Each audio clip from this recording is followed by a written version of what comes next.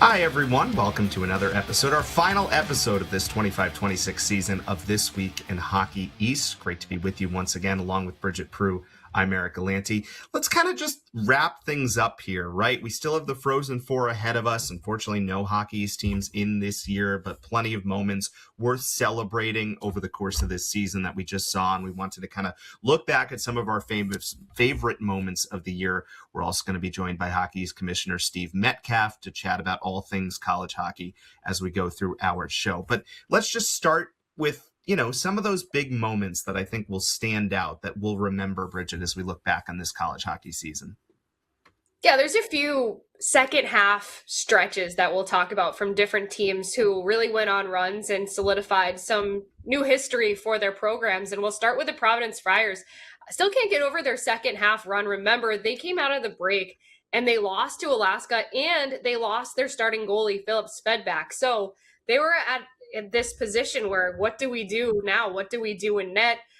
Everything could have gone either way at that point. They were 9-7-2, so kind of, just slightly above 500 and going into that weekend against Maine. But that was where that crazy 9-game winning streak started for them. And you look back at that time, they were able to jump up from 18th to 6th in the NPI because of that 5-game win streak. Jack Parsons being a big part of that, getting the lines to come together, getting some of the youth to come together, a lot of freshmen on that team that had big contributions. And for the first time, they win the Hockey East regular season title outright, and they kind of ran away with it. They ended up ending the regular season 14-2, with Parsons solidifying himself as the goalie in net for them. And it was just, a team that finished out the season riding a high, and Nate Lehman getting some credit as well. He's still up for the Spencer Pemrose Coach of the Year award. He's a finalist for that. It was one of the best teams, he said, that he's ever had. Yeah, I think you have to talk about the Parsons of it all, right? I mean, it would have been so easy for that season to fall off the rails after that Alaska loss, right? And it didn't. And that's a great credit to their team. It's a great credit to the makeup of the dressing room, especially with a lot of freshmen in there, which we talked about a lot this year. And then Parsons specifically, right? 944 save percentage over that 9-game winning streak, shut out Maine, shut out at BU, the 43 save effort that Friday night against Boston College.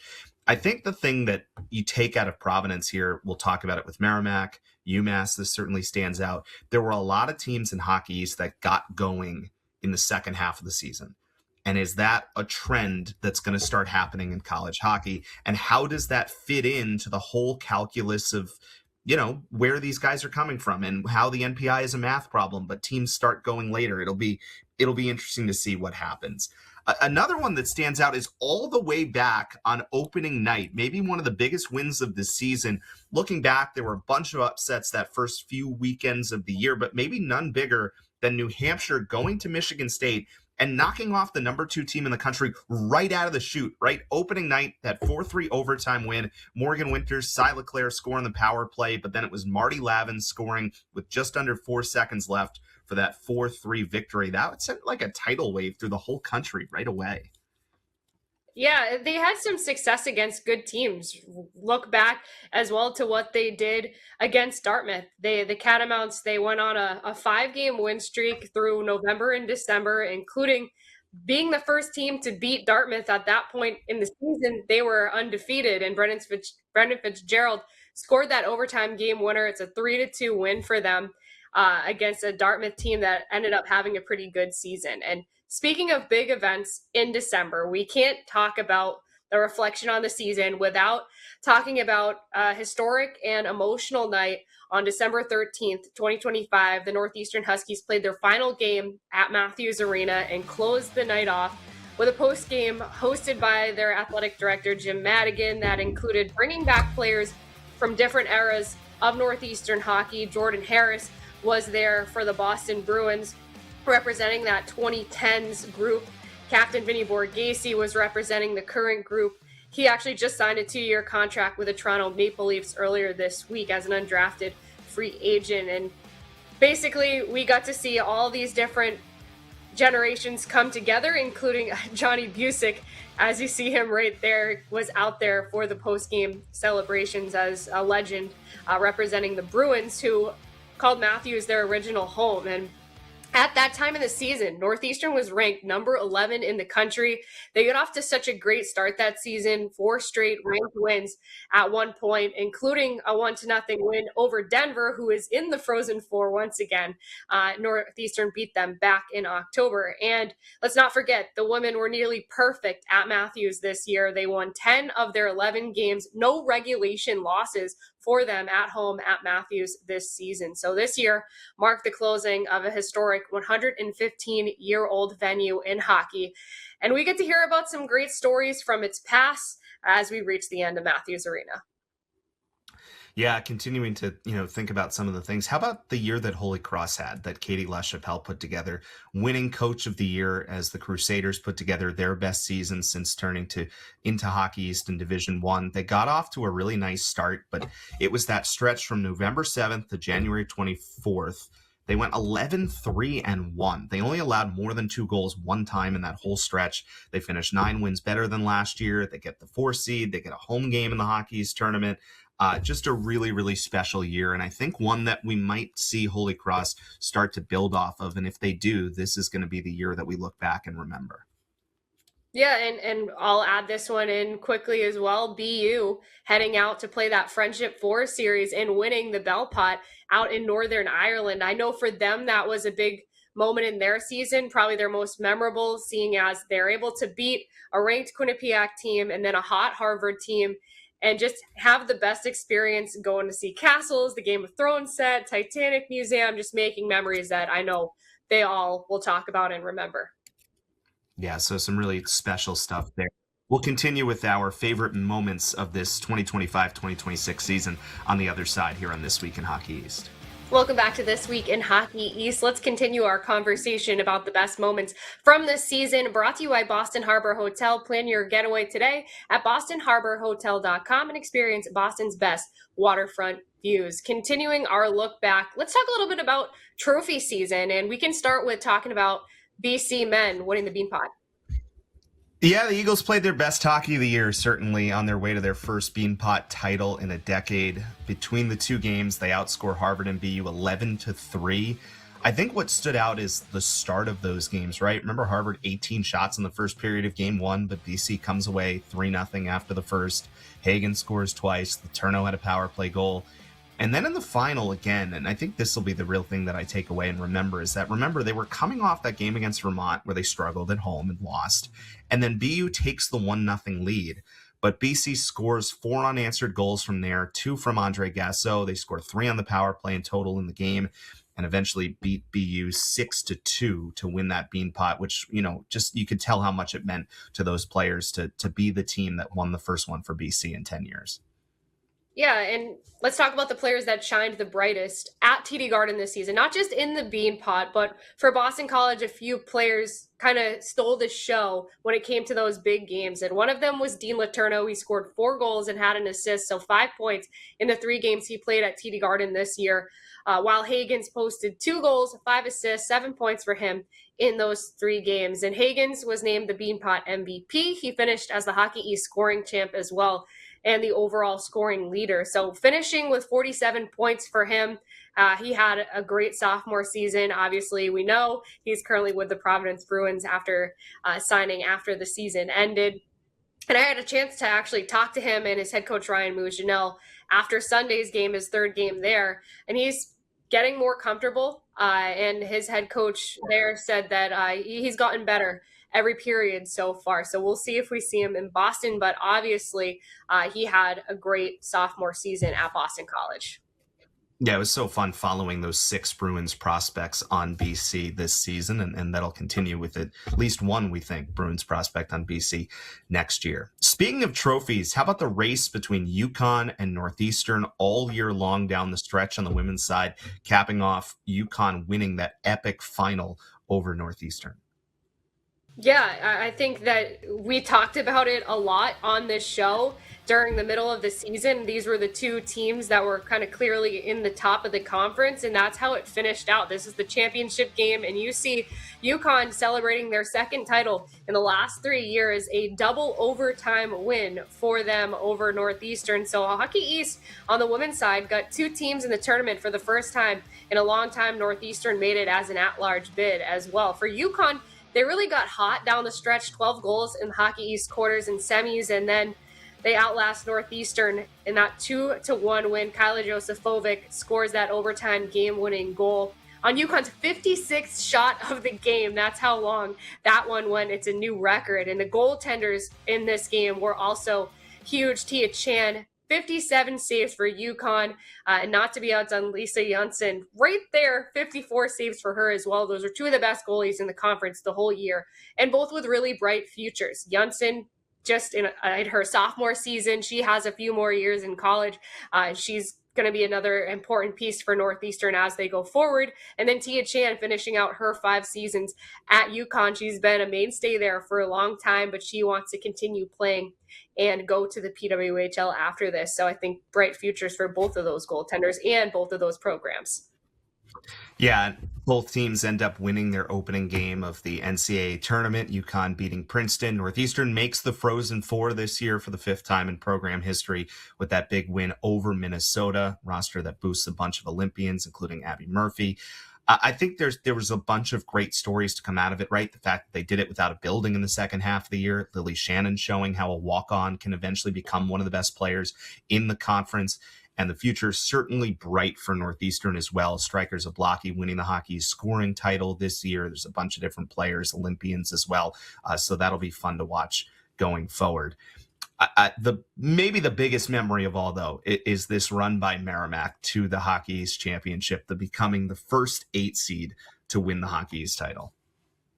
Yeah, it's a 2-1 win for them, and we'll get to the history of it all. For them, it was their first Hockey East title in program history. They joined the conference back in 1989, so it had been a long time without being able to win. So they beat UConn in this. They got scoring from up and down the lineup, contributions from a team that was kind of built up of players from everywhere, CHL, ECHL, USHL. They were able to mesh in the second half and, like you said, become the first 8 seed to ever win the Hockey East tournament. And they had to take down the 1, 2, and 3 seeds in a row to do it and to be the Hockey East champions for the first time, go to their first NCAA tournament, where they did have their season ended last week against a 2 seed North Dakota. Was not an easy matchup to draw in the first round, but it was another stretch for them. Like we talked with PC, their second half was pretty much best in the country, 16-5-2 since December 12th, heading into the NCAA tournament.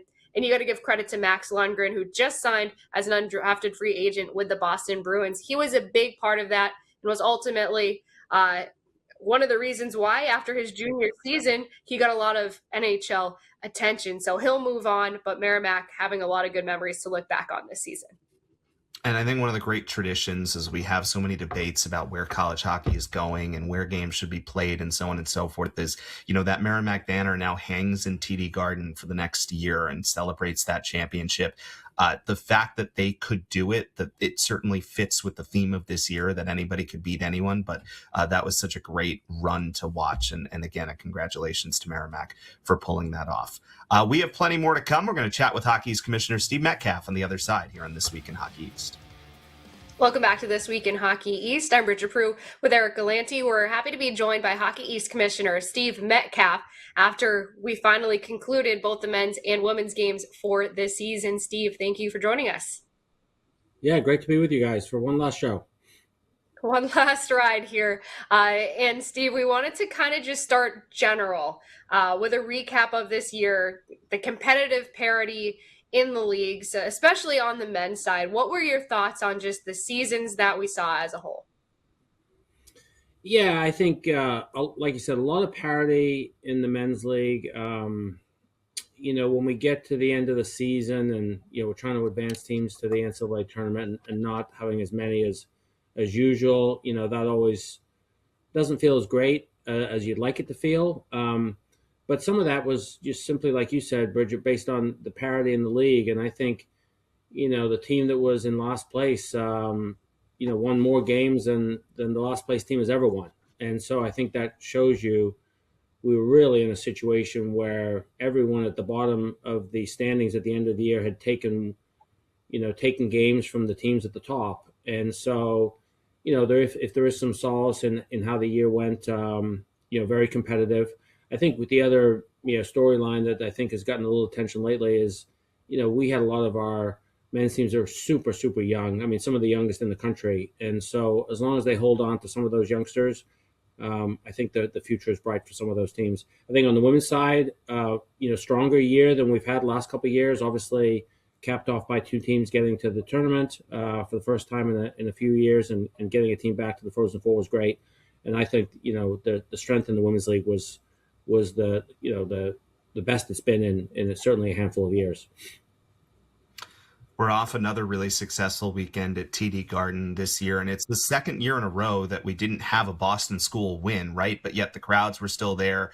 In fact, without a Boston school in the final the last 2 years. So, Yeah. What can you say about this tradition that we continue to build on here with the Hockey East Championship at TD Garden? Yeah, I think I think our championship weekend at the Garden is a fantastic weekend, and we've obviously got fans from all the schools that are participating, but we've got lots of college hockey fans that are interested in going to see big time college hockey and a big time event at a big time arena, and so that's obviously what we're trying to accomplish with that weekend. And then we know that there's always going to be a surge of tickets and fans once the teams are known. And we had a unique situation this year when we went into that championship game. Either team, the one that would be winning the trophy for the first time, and so I think that was really exciting for both of them, obviously. And obviously Merrimack came. They had that historic run in the playoffs, and for those guys to win a trophy, it was really a magical night for those guys, and I couldn't be happier. We want to talk too about, if we could just go a little bit further into the women's side. You mentioned how getting two at-large teams in there was it was big for the conference. It's a good thing, obviously, for both of those programs, Northeastern and UConn.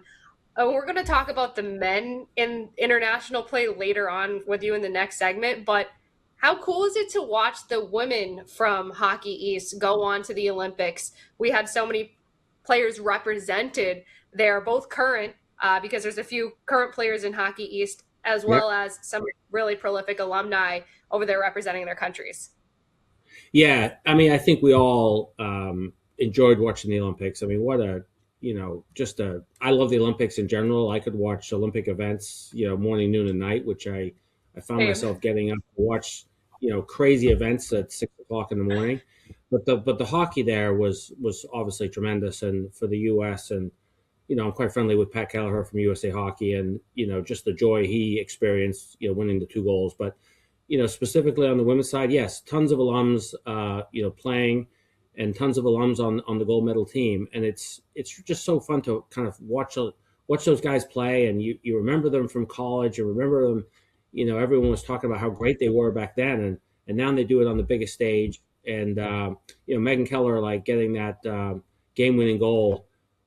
Just incredible. And, we're also so proud of all those Olympians. Yeah, it was amazing to watch and how that carried through. And then another really successful championship, despite a difficult situation with Northeastern not having a building that UConn helped pull off. And it was a great game, and really, really great stuff on the women's side. We're going to have more with Steve after a quick break on the other side here on This Week in Hockey East. We're here with Commissioner Steve Metcalf, and this is brought to you by Boston Children's Hospital, the official children's hospital of Hockey East. There's a topic going around right now. There's a lot of conversation about the NCAA tournament and where we are right now in terms of college hockey and the current regional format. As someone who's sat on that committee for a long time, who's now been involved with Hockey East, tell us about where you think we are in terms of the NCAA regional format. Well, I don't think it's a secret that, I've been a vocal advocate for the current format. Do I think there's some, adjustments that could be made as far as, where teams are placed, where the regionals are held, those kind of things. But I am a big proponent of the current regional format, just simply because I think the neutrality is important. And, the majority of the coaches prefer the current format. It's a lot easier.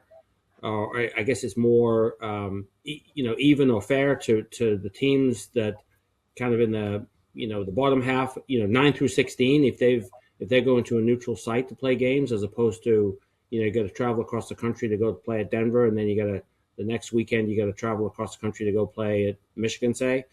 That's a tough road to to get to the Frozen Four, and the current format has given us a number of first-time champions in the last dozen years. I think that's great for hockey. When I see schools like Union and Yale and even Duluth, when they won as a Division II school, that's great for the game. And so I prefer that we stay in the current format. I do think we need to make some tweaks that can improve the attendance and the atmosphere. But I'm hoping that the NCAA at least make some adjustments to what we're doing and keeps that format instead of changing the format.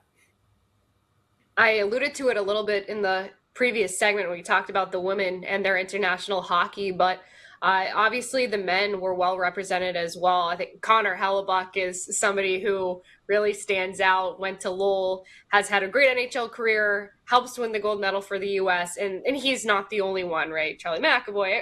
There's so many alumni of Hockey East that were out there representing. How impressive has it been to watch the way that the development of these guys have continued and where they started here in the conference?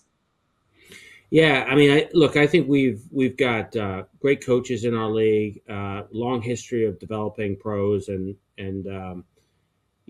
we have more Hockey East alums playing in the NHL than any other league by a long shot, and I think that goes to the development that the players get, whether in these Hockey East programs, getting coached by the staff and the support staff and et cetera. And so I'm not surprised to see some of these players have success in the NHL, but that Olympic team and all the Hockey East connections, I mean, so much fun. Like, I think we can all remember, Connor when he was doing his thing at UMass Lowell. Geez, how many years ago was that? 12, 13 years ago. But he was dominant in college. And that's exactly what he's done in the NHL. And for him to have such a signature tournament and such a fantastic, gold medal game, I can assure you that everyone was very proud of, all the performances our Olympians had. Yeah, it was a lot of fun to watch this year. And the saddest part of all of this is we only have a minute left in our show, so we don't have time to talk about your favorite subject and my favorite subject, and that's the MPI. But we will leave that for next year. But there were so many different new things happening in college hockey this year, from the change to the MPI to the CHL to all of the big conversations there. And I think that there were a lot of CHL guys that contributed. All of the goalies in the Frozen Four this week are CHL guys. There's a lot of conversation there, and it's a conversation that we look forward to continuing to have over the course of the off season before we get set to next year. So, Commissioner, thanks so much for being here on our final show. Yeah, great to see you guys, and thanks for having me. That is Steve Metcalf, the Commissioner of Hockey East. Well, it's been great to follow this Hockey East season with you all. Appreciate you all joining us this year for our This Week in Hockey shows, whether you joined us on Wednesday or on podcast form or Fridays on Nesson. Thanks so much for being here, and we'll talk to you next fall on This Week in Hockey East.